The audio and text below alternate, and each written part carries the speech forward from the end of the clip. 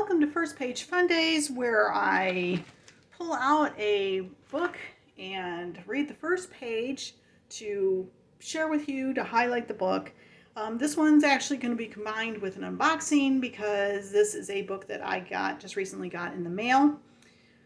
I think I know which one it is, but I do pre-orders, so I think this might be one of my pre-orders.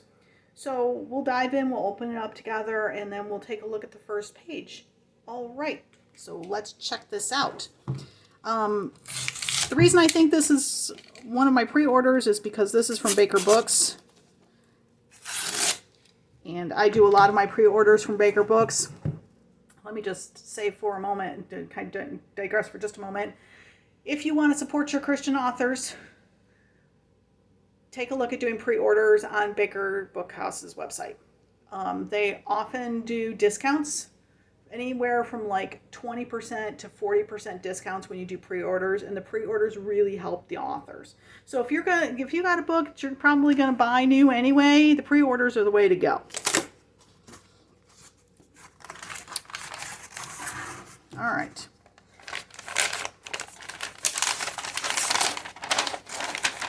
So the book that I have here is Jamie Jo Wright's latest book. This is April of 2025, and it's releasing April of 2025. This is her newest, Tempest at Annabel's Lighthouse. So this is a Bethany House published book.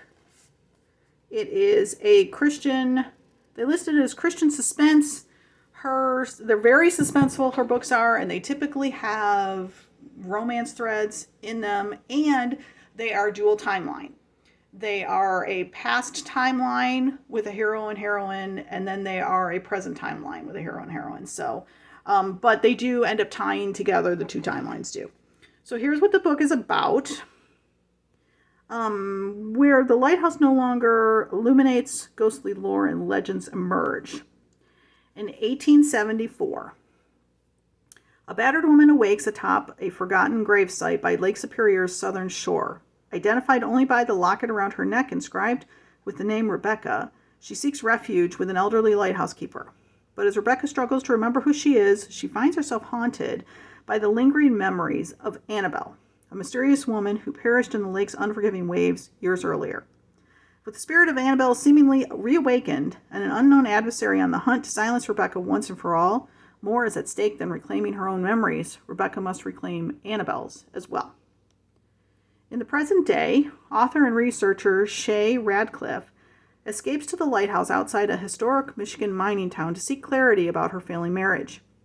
Instantly drawn to the lighthouse's landlord, Shay contends with the legend of Annabel's vengeful ghost in a superstitious community that has buried the truth about a current murder.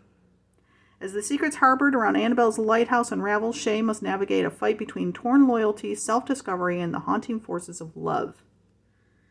So, the legends emerge, demanding vengeance for secrets that should have drowned a century before. All right. So, let me pull out my stuff. When you do pre-orders, if you do them early enough, you can get extra gifts. I have a bookmark here and a sticker, Welcome to Annabel's Lighthouse, and a signed book plate. All right. So, by the way, this is her backlist, and if you like what I read, I'm going to gush in a moment. I have read pretty much all these books. I'm only one behind. I'm like Spectres in the Glass House. I've not read that one yet. I have it on my bookshelf. Okay. So let's take a look at the first page. Annabel, 1852. This great water will be my sepulcher. Sepulcher. I will not be the first to find eternal slumber in its depths. I will not be the last. It is a peaceful monster that, when awakened, becomes a ravenous beast, with icicles as its teeth and fathoms of deep blue that freeze one's soul. A spirit that divides you from the inside and takes you on a journey, a quest. At least this is what my father taught me.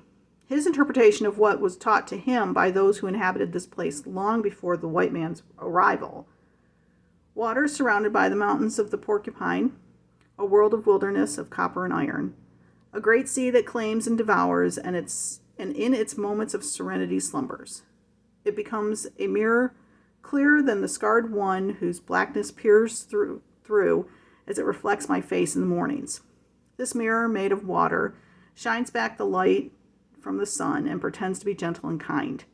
This is the Anishinaabe Gilchigami. This is where I will die. Wow. All right. So if you like this video, please take a moment to hit the like button down below. And also if you subscribe to my channel and hit the notification bell, it'll let you know when I post my first page Fundays and also when I post my unboxings. As always, I love your comments. What'd you think of what we read so far? And have you read anything by Jamie Jo Wright? If you like, this is kind of sound like a contradiction, but if you like clean suspense or creepy, clean gothic, clean edge of your seat, if you like that, you will love Jamie Jo Wright's books. Her books are clean, but they are very suspenseful. And she has a way of taking like her characters do not fit normal modes.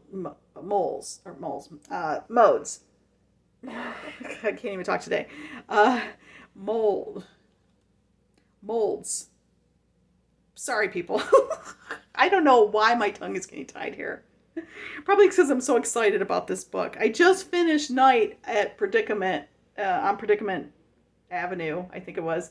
I just finished that. I loved it. I have read every single one of her books except for the one that came out in October. I did pre-order it. I just haven't gotten to reading it yet. Jamie Jo Wright is a definite pre-order for me every time. She's actually got her next one for the fall is already up for pre-order. I've got to get on there and get that scheduled. So she's one of my go-to authors. Highly recommend her if you like suspense with a little bit of romance. She's just an excellent author.